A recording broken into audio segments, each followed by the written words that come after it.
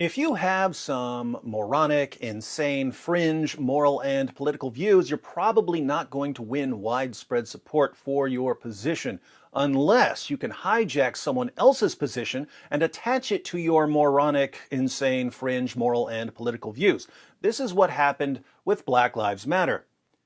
Members of African American Council are booed as they tell protesters in Seattle's autonomous zone that they've hijacked the Black Lives Matter movement by pushing other causes like higher taxes for Amazon.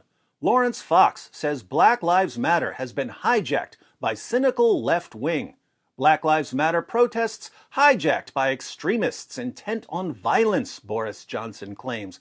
Black Lives Matter hijacked by anti-Semitism. Hard left hijacks Black Lives Matter movement. Major brands are turning away from Black Lives Matter as group gets hijacked by radical causes.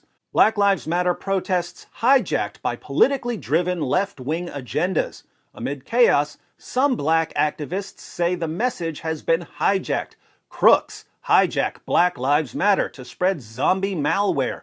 Black Lives Matter protest canceled because of far-right hijack. Is there anyone who hasn't hijacked Black Lives Matter? Now, plenty of people have commented on the distinction between the statement Black Lives Matter, which everyone agrees with, and the political movement Black Lives Matter, which, when their views are made clear, practically no one agrees with. I'm not going to discuss this distinction much here because I'm more interested in the form of manipulation that's being used. Happens all the time. If you see a commercial with a beautiful woman eating a burger from some restaurant and all of a sudden you want to try that burger, you been had.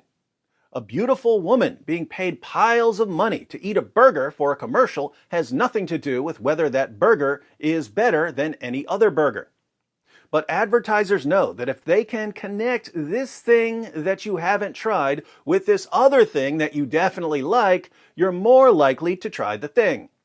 The result is that things you haven't tried are constantly being associated with things you like. All the things are constantly being connected to all the other things. Now, that's usually harmless enough. But what happens when something you really like is connected to something you would otherwise absolutely despise? Even more, what happens when something that no one is going to object to is connected to something that almost everyone would otherwise object to?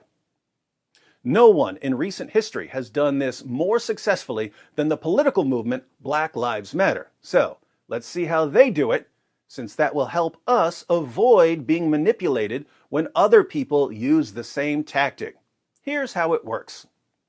Excuse me, sir, but I have a simple question for you. All I need is a quick yes or no.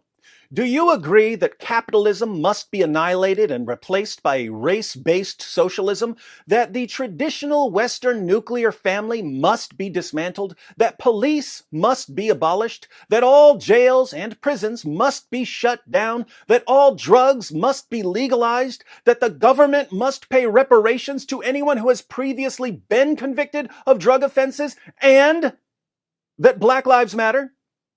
Well, I agree with that last part, but that's not what I asked you, sir. This is a simple yes or no question, so you need to give a simple yes or no answer.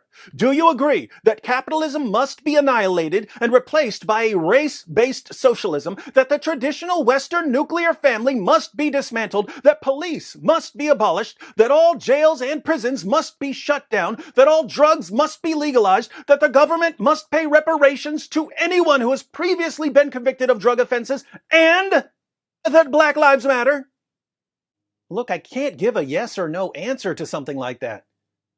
Yes, hello, I was just talking to one of your employees, and you're not going to believe this, but he doesn't agree with me that Black Lives Matter. Whoa, that's not what I said. I gave him a simple yes or no question about whether Black Lives Matter. And he wouldn't even answer yes to my simple question. It's not what happened. Oh, so he's going to be fired? That's a good start, but it's not good enough. Unless you want your company to be exposed as a haven for white supremacist indoctrination, you will immediately make a large donation to our organization. You'll invite our representatives to give a series of lectures to your employees about proper gender pronouns, and you will definitely begin paying reparations to all employees of color for the money you've made from their labor. No, we don't care about the stupid black squares you posted on Twitter. Now submit to our demands, or we're going to tell everyone that your company doesn't believe that Black Lives Matter. Oh, are you still here? Look, racist for the camera.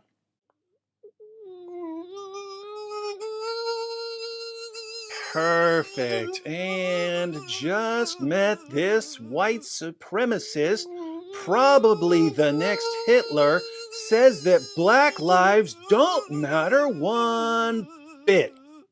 Okay! I'll agree with everything you say. Just stop destroying my life. Too late, sir. You've been canceled. I've been what? Canceled. If I were you, I'd call your Nazi wife and those Hitlerjugend you call your kids, because there's a mob heading to your house right this minute.